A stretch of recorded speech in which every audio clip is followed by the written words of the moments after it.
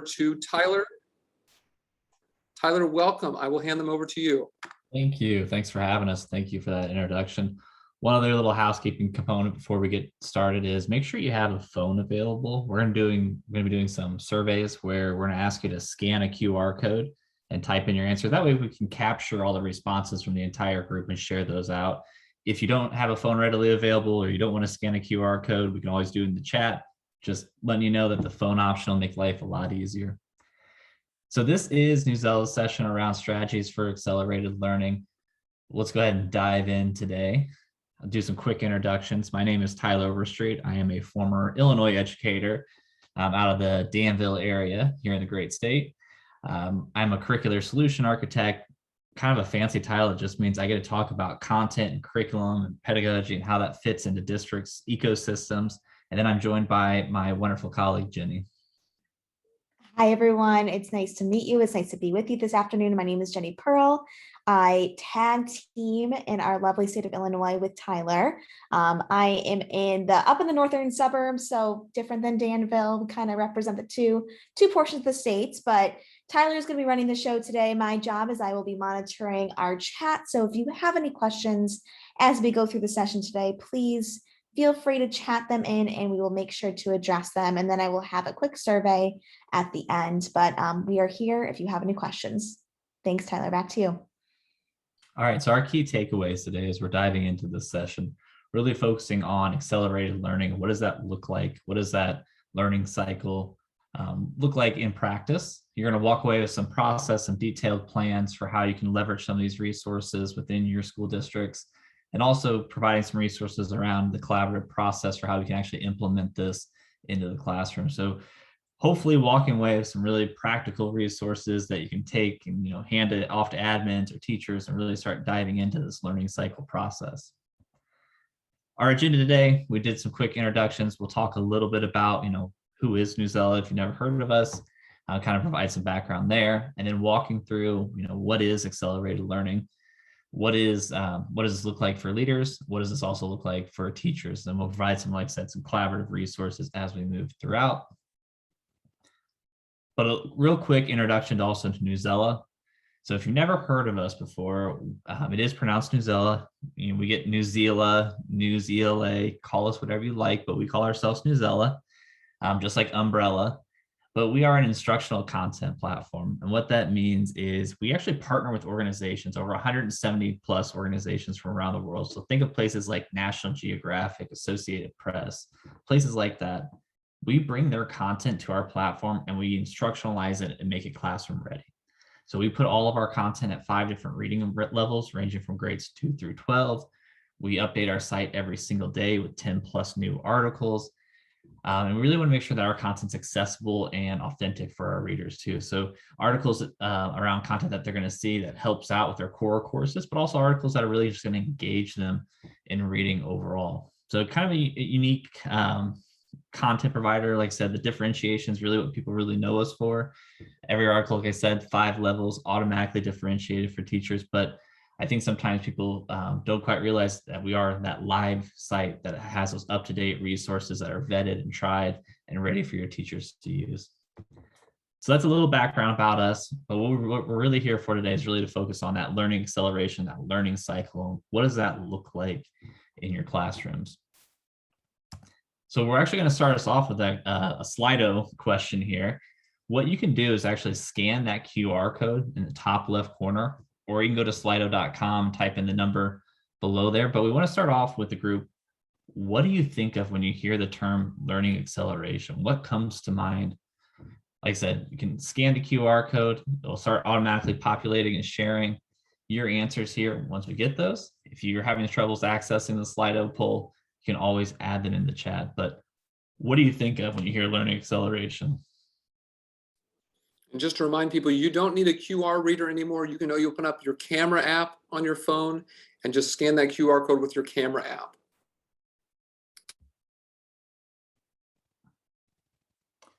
So first one up, rapidly closing gaps.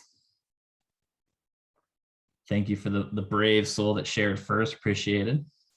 Love to hear from everyone else. There we go. Also highly recommend, if you don't use Slido, It's a great little add-on for Google extension right into your Google Docs and presentations. But putting past skills into future context, teaching grade level standards with supports, forward movement, continue with grade level content provided just in time approach, engagement. These are all great answers. I mean, really thinking about how do we meet kids where they're at, or even understanding where our kids are at. I love that first one, putting past skills into future context. How do we understand where our kids are at to understand where we need to move them towards? Yep, that very last one, moving learning forward. Love it. And it looks like we may have someone in the chat, creating learning opportunities that cause students to want more and engage more. So really getting kids excited about the learning process. It might not just be that they're missing out on a skill. It might be a lack of engagement into the classroom. So providing them with opportunities and some choice built in to really engage into what they're learning. All right, these are all great answers. So just to kind of norm around what this looks like, I added in a slide here. We've all seen something like this before, but grade A or A is grade level, B is a below grade level student. This idea of, if we're constantly doing what we're still doing and moving along, that this trajectory isn't going to change. That learning acceleration is that blue dotted line. How do we actually get kids caught up and moving forward in that short amount of time? So that rapidly moving kids forward piece is really that learning acceleration that we're looking at today. And with that, we're going to talk about some strategies of how we can support, PLCs, classroom teachers, leaders, and really making sure that we're kind of pushing those kids forward with those skills and content. Just a couple things. This actually comes from the Learning Policy Institute. We combine that, the Council of Great Schools, and the TNTP. What we've done is we kind of compiled these different resources into like what is learning acceleration and what is it not. So I think this is kind of an important slide to kind of highlight here is learning acceleration is really built around those formative assessments and understanding where our kids are at along that journey. It's really that inclusive piece. It's not talking about like, hey, we're going to take these 5 kids and we're going to put them over here and we're just going to drill and kill until they finally figure out this skill.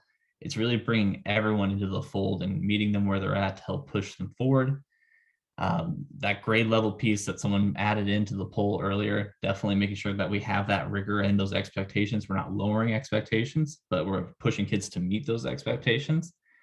And then that last bullet point, that high dosage tutoring as appropriate. And really that tutoring element is that human component of it, not just simply putting in front of a screen and saying, okay, do these skills in this program and that's it, but having that human element and really understanding, be able to pivot as kids go through and learn at its accelerated pace.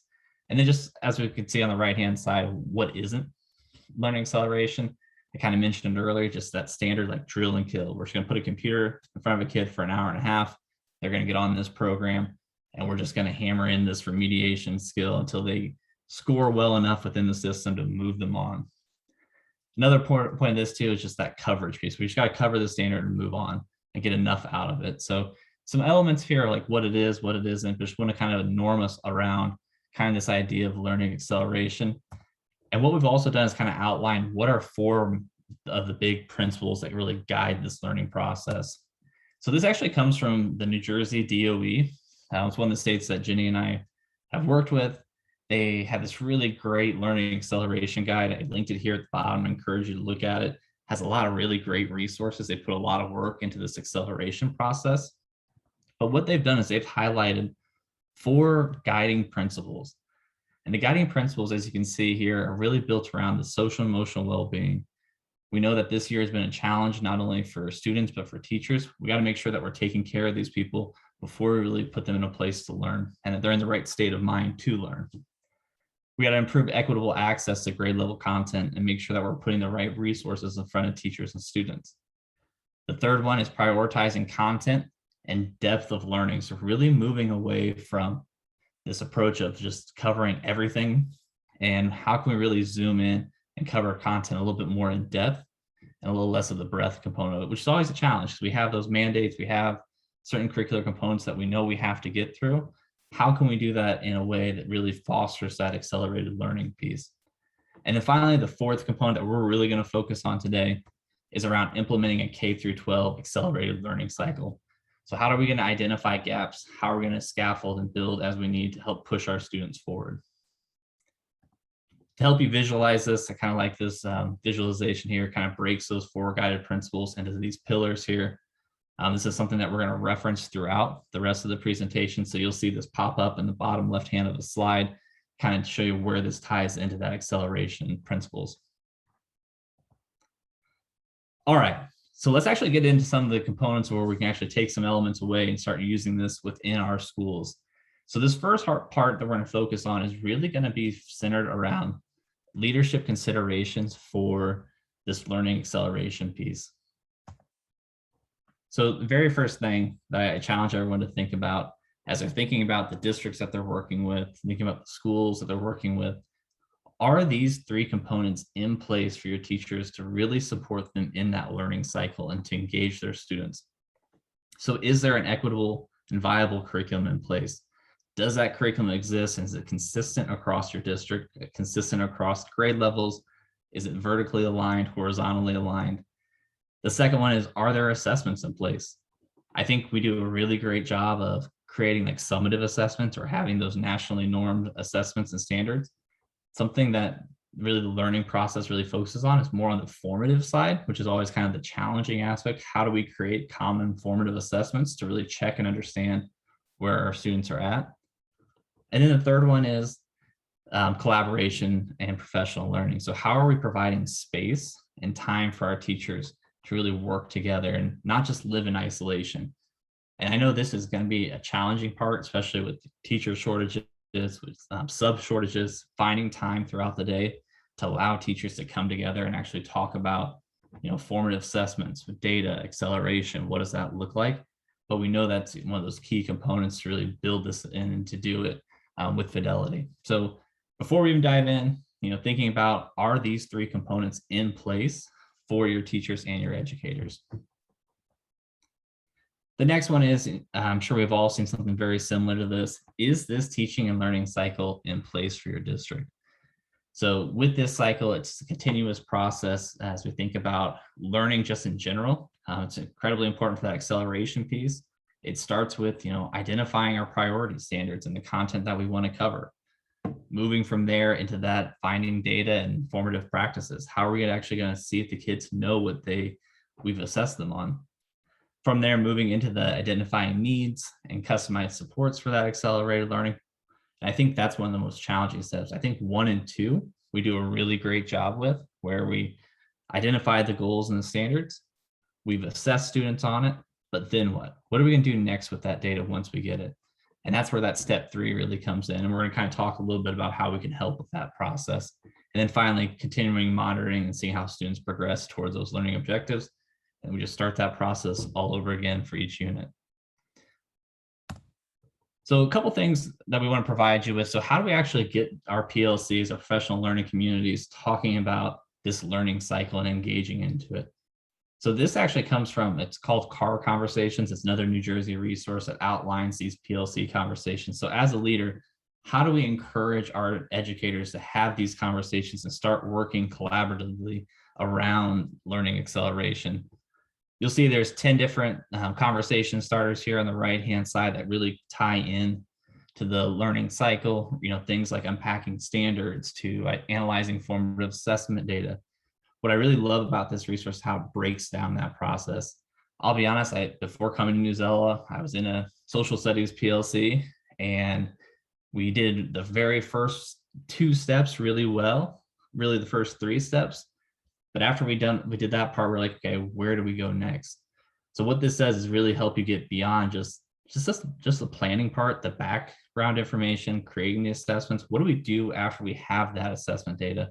And moving into that, alignment, the formative assessments, analyzing data, and then really thinking about what comes next. So another resource here, linked at the bottom, you'll see this CAR Conversations. What's really nice about it is it'll list out all of these questions and provide you with some other examples of how and what this might look like within your PLCs. So just one resource that we can provide to help out with that learning process. Where do we even get started with? Great resource to get started with that learning cycle conversation. And then for you as leaders that are in this call, I really encourage you to think about this slide that I have up here around effective leadership for learning acceleration. So really 4 questions to think about and ask yourselves as you reflect on this process. So thinking about, what conditions and resources are needed for these planning and collaboration efforts to occur. Do you have the right resources? Do you have the time in your schedule built out? Do teachers have relevant and timely formative data to drive effective differentiation? Do they have this formative data? Where are we pulling this data from? Do we have other resources that we can pull from previous years to help us guide that instruction? And then this next one of the ones I feel like sometimes gets forgotten about, or is really a challenging part of it, is once we have that data, do we have an effective tiered system of support to provide targeted intervention? What does that intervention look like in an ELA class, a social studies class, a science classroom? Do we have the resources, the professional development that we need to really support creating that tiered system within the classroom? And then the last question, how are we going to support teachers and PLCs with ongoing feedback throughout the process? So, you as a lead educator in your district, how are you going to support your teachers and these PLCs with that feedback? And what does feedback look like from you in that process? So just a couple different questions that you can really think about and reflect on. Do you have these elements already built into your district? Are there certain ones that you are maybe lacking on? Maybe you have the conditions and the resources, but you don't have the tiered system. Just things to start thinking about, really breaking down what needs to be in place for your teachers to successfully accelerate the learning for your students. All right, so that was a lot of me talking there. I'm going to pause. We do have another poll question here. So thinking about what we just kind of walked through, the equitable curriculum, the assessments, the collaboration, professional learning, what structures and cultural conditions are in place in your district or school to support the cycle of accelerated learning? Do you have PLCs? Do you have common assessments? What does that look like within your district? We'll give you a minute here. Once again, scan the QR code, type it in the chat, whichever way works for you. And then we'll kind of move on to how do we support teachers in this process.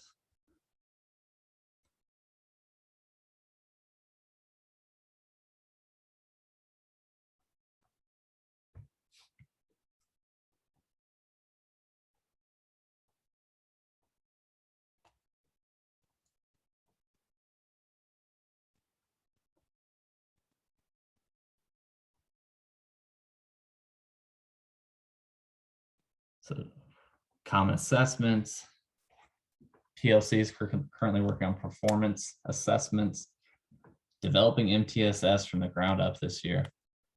Taking on a lot with that one. That's good luck with that one. That's a challenge. It's a great challenge to have. PLCs, common assessments.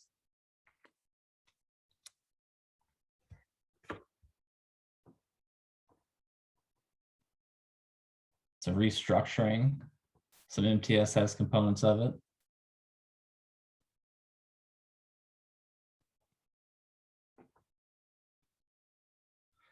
Yeah, I keep seeing the MTSS popping up and coordinated. It's a lot to take on within a district. There's a lot of different parts, and where do you start with? I know when I was in a PLC at the social studies as a classroom teacher, the day-to-day of just we were fortunate, very lucky that we were able to meet every single day. But there's a lot of days where it's, what do we do? Where do we go?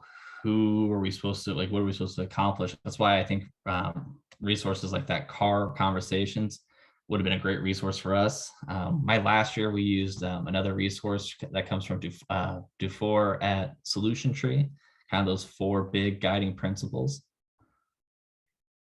which is another great resource if you're looking that up to help out with that guiding PLCs.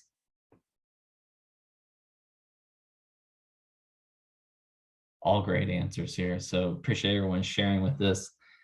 What I want to do next is kind of move into, what does this look like at the teacher level? So sharing out kind of a guided resource for how does this look like for teaching and planning, and then show you some different resources that can help out with that process. Once again, as we're sharing here, you're going to get a recording of this webinar. We're also going to share out this slide deck that's going to have all the links in it for you. That way you can readily access any of the resources that I'm sharing today. There's also a slide that we'll share at the very end that links out all the additional resources that have popped up. So I really want to zoom in on the teacher planning and collaboration aspect of this. And what we've done is we've broken this down into 9 steps. And I know this sounds like a lot of steps for a teacher to think through, but a lot of times these are steps that we're already thinking about. It's just kind of putting them actually on paper and breaking them down in a very intentional step-by-step process. So things from where are we going through, what instructional choices will we make with the data in mind, being very intentional about each one of these steps and thinking about what takes place during these and what resources that we need. So showing you, as administrators and as leaders, thinking about what resources do we need to provide as we move throughout these steps, but also a resource that you can provide to your teachers to think about as they plan these units in the PLCs, what should go into actual planning the units that they're building out. So I'm going to walk through these steps. I'll go pretty quickly through these, but want to provide some different options and resources. You'll also notice in the bottom left-hand corner, you'll see that these tie back into our principles from the very beginning with accelerated learning, just so you know exactly where these tie into those pieces. So where are we going? This is a step that we all do really well, is we're setting up our unit, we're identifying our essential questions, our priority standards, identifying, where do we actually want to end up with at the end of this unit. So building out summative assessments, those components, that very first step of understanding where does this roadmap actually lead to. I linked here at the bottom. This is from that CAR, once again, unit template for, this is a grade 6, just another resource to kind of show you different ways that you can organize these units to help provide that roadmap. Second question is centered around the prerequisite skills and concepts for this grade level. Here in Illinois, our standards, they do a really great job of breaking it down by those different columns of, here's grade 3 for this skill, grade 4, grade 5. Such an important component of it is understanding what skills should your students have when they come to you, but also understanding they might not have all those skills and mastered all those skills before they get to you. So it's important to understand and break down these standards and understanding what should they have, not exactly that they will have it, but understanding where they come from, what resources they might have used in the past. The third one is, once we understand what skills that they've addressed in the past, we need to see what data and assessments we have available to check to see if they really have mastered those resources. So this is just an example of a 6th grade standard. What you might do in the first 2 weeks of a new unit, you might actually go in and actually assess them on the 5th grade version of the standard without the new components at the 6th grade level. This is also where we can also use some other standardized data, so map testing, components like that, previous summative assessments in the past to see where your kids are at. But it's just important to understand, where our kids are at before we start pushing them forward. Without that data, we don't know where they're at. So it makes it kind of just blindly doing and supporting them and moving through the skills, which sometimes happens, is why sometimes kids might not grow and achieve where we want them to. We really have to find out where that foundation is. So building in quick assessments to check in and see how well they progress against those previous year standards. Next step is, how do we engage caregivers and students in the information gathered? This is such a critical component. We really got to get that buy-in from stakeholders and making sure that they're aware, making sure that students understand where they're at and where they're going. On the screen right now, you'll just see some examples in Newsela of how we're very intentional about how we build out our resource to make sure that we're supporting and encouraging participation from caregivers, bringing them into the classroom, really allowing them to see what that process looks like. You see for the right-hand side, the resources for self-awareness. How can kids bring the conversation home to their caregivers about what they're doing at school, what skills they're covering, and what they're learning and growing with? Very intentional about that. I have a young school age kid who comes home most days, hey, what did you learn? And it's always, oh, I don't know, but I had a turkey sandwich for lunch. Providing resources where teachers can really provide the students with ways to have those conversations and really help bring their caregivers into the classroom, I think is really a critical component of this. Next one is choosing resources that will accelerate learning. So this is always a challenge, is how do we know what resources we need? Here at Newsela, we've identified 5 pillars that we think are the most essential for any resource out there. And this is actually the 5 pillars that we've built our entire platform on. But we also understand we're not the only resource out there. But we do believe that all resources should have these 5 learning components built into it. And they should be authentic. And what I mean by that is They need to have relatable skills that go beyond the classroom, that kids should be able to see this as something that they're learning and apply to the world around them. It should be accessible. So not even just grade level accessibility, but it should be physically accessible. Can kids get into the platform and leverage it? And when we say kids, I mean all kids should be able to get into the site. And we'll talk here in just a second about something exciting that's going on here in Illinois around accessibility. Resources should be active. That means they need to be up to date. When I left the classroom, my government textbook still had Bill Clinton as the president, and that was only 2 years ago that I left the classroom.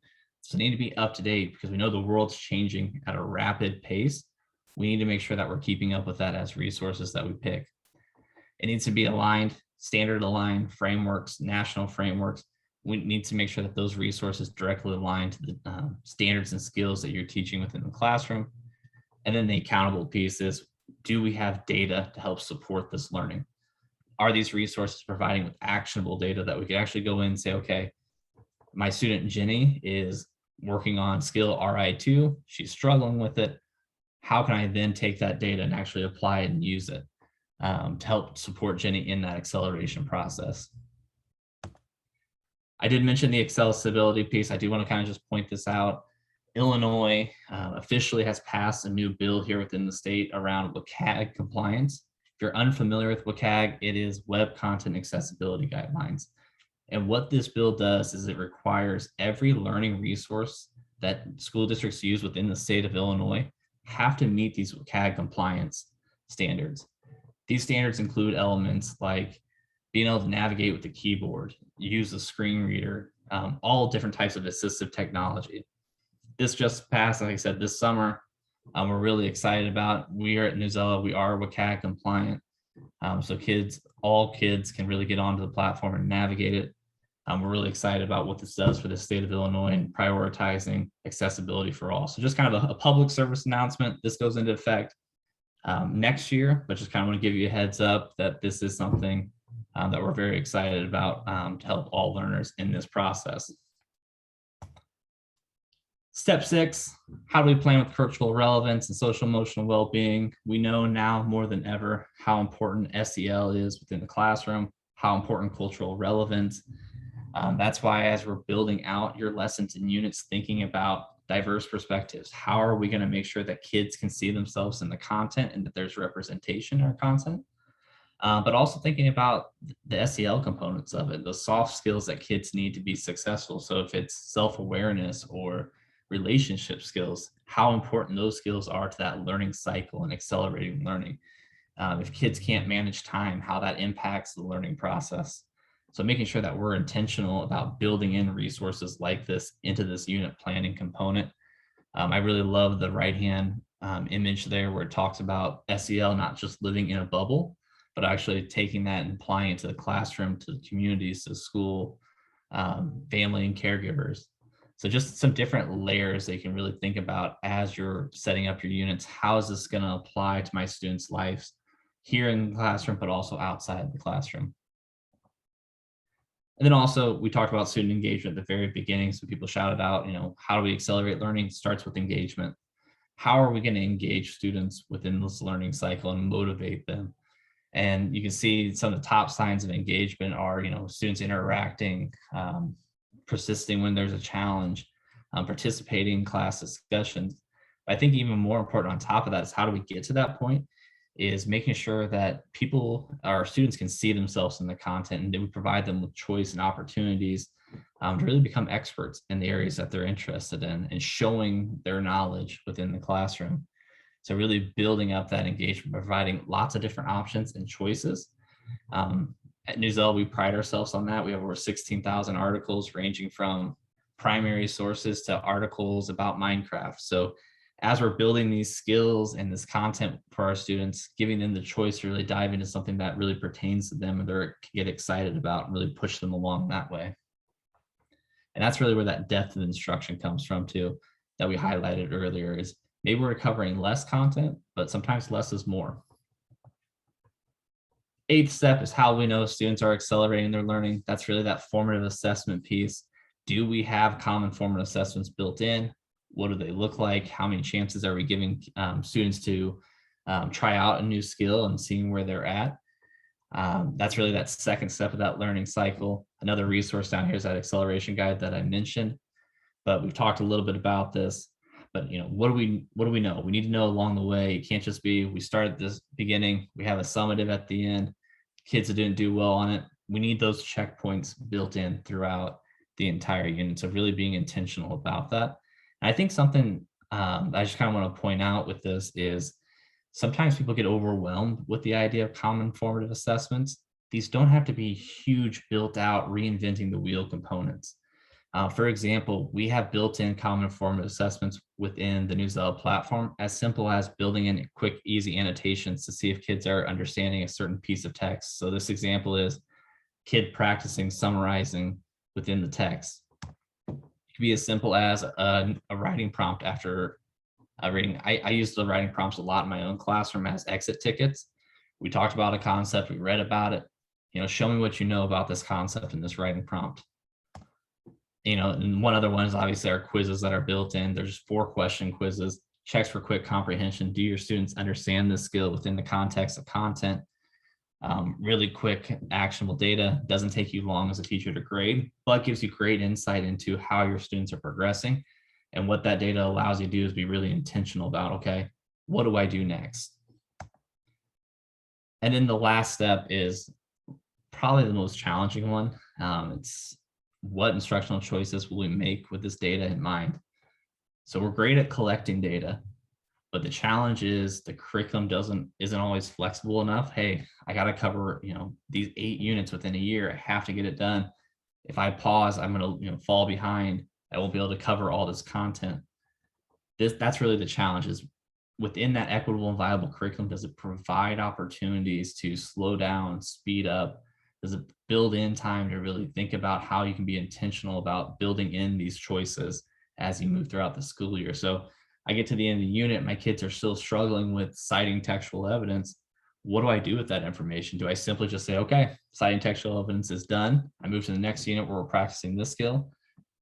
That's where we really can talk about how do we weave this into the next unit? How do we push our students who are below grade level with that skill? How do we scaffold in those tiers of support, that MTSS component of it? What components are missing here for this student and how can we support them and continue to push them? Because otherwise we're going to end up with that same trajectory that we had at the beginning where student B, once again, isn't getting quite enough to keep moving forward. So how do we identify that and keep pushing that student forward, hopefully progress them, accelerate their learning process? All right, that was a lot of me talking. We're actually a little ahead of schedule today. I do just want to kind of wrap up a little bit here, some key takeaways. Once again, we talked about what is accelerated learning. We walked through some leadership resources and teacher resources to give you some examples. We're going to share out this deck with all those links readily available. I encourage you to look through them. Provides a lot of really great starting points for these conversations and gives guidance for your PLCs and your teachers for what can they identify and do. Because I think right now with accelerated learning, learning loss, all the different terms that are out there, all these great buzzwords that will have a new name here within a year, they still come back to those core ideas of identifying where our students are at, how do we push them forward, how do we engage them, make sure that they're taking care of their SEL, their social emotional skills and components like that. They still all have that baseline built into it. So some great resources. Hopefully you find them useful that we can share out with you. Once again, just coming back to these 4 pillars, as we're thinking about learning acceleration, are these 4 pillars in place? We do have one more question, and then we'll kind of wrap up with an exit ticket kind of component of it here. But I do just want to kind of see from the group, which guiding principle for learning acceleration is the highest priority for your district or school community? Is it SEL? Is it equitable access? Is it the content, or is it like accelerated? Feel free to share here. I'll leave this up for about a minute, but love to see kind of what you're prioritizing within this year. Because once again, we know that this takes time.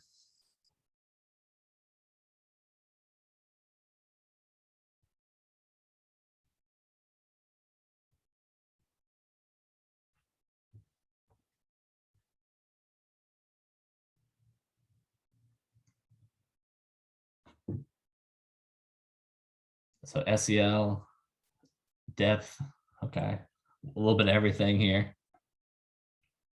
I think for me, like I said, going back to me being a social studies teacher, the depth of learning rather than pace was always something that I always felt pressure as a teacher. Like I have to get through the Vietnam War at a minimum. Otherwise, I'm gonna be way behind everybody else. And kind of flipping that and thinking about how could I cover less, but cover more skills and really benefit our students. And then the SEL component is probably the number one thing Jenny and I are hearing across the region right now is how do we support not just our students, but also our teachers? And that's something that we have an SEL collection built out in New Zealand that's really intentional about supporting educators through professional development and resources that if you're ever interested in talking with us about, we'd love to chat more about how we can support SEL initiatives within your district. All right, I appreciate everyone sharing this slide. Just a couple things before we go for the day. I did include a resource slide. So all those different call outs that you saw throughout, I put them in here in one slide. Some really great resources. I know this is the Illinois Principal Association and we shared a lot of New Jersey components. It's one of those things that Jenny and I are very lucky that we work with so many states. So we get to see how different people are doing it. And this is just one of the frameworks that I really enjoy and appreciate. And I think it's really applicable to the work that we're doing here in Illinois. So definitely steal all these resources, dive into them. We'll also be sharing out this entire deck, like I said, and the recording. Before we go today, though, I just want to say thank you for taking 40 minutes after school today to join us and work through these resources. Feel free to reach out to us, Jenny at jenny.pearl@newzella.com or myself at tyler.overstreet@newzella.com. In the chat, my wonderful colleague has dropped on cue. Jenny, you're just like on it with that. I love it. Jenny's the best there is. There is a form. Jenny, do you want to talk about that form real quick? Yep, just a very quick feedback form. Shouldn't take more than a minute or two.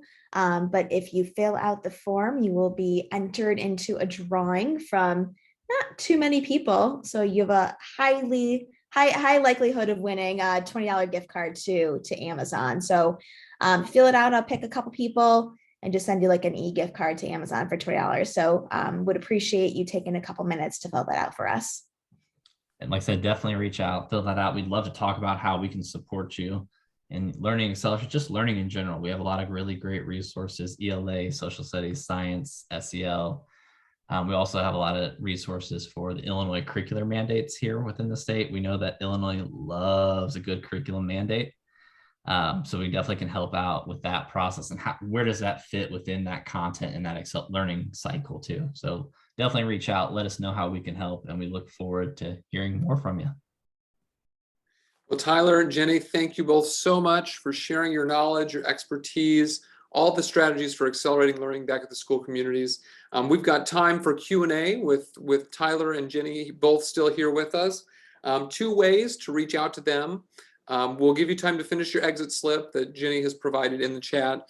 If you would like to speak on the microphone, raise your hand and I will allow you to turn your microphone on so you can speak verbally. You can also type your question into chat.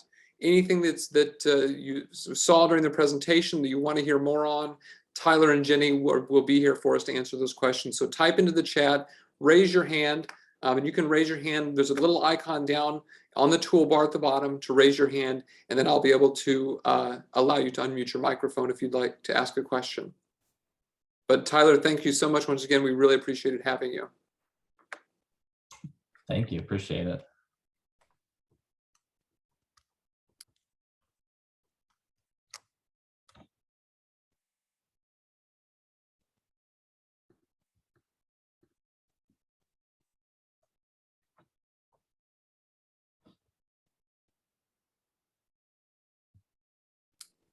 Everybody's too busy filling out that form for the Amazon gift card.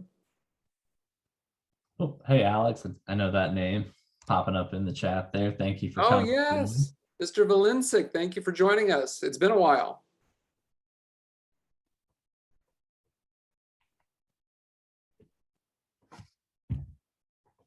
All right. Well, if there are no questions, definitely, like I said, Jenny and I's email, we have it up on the screen there.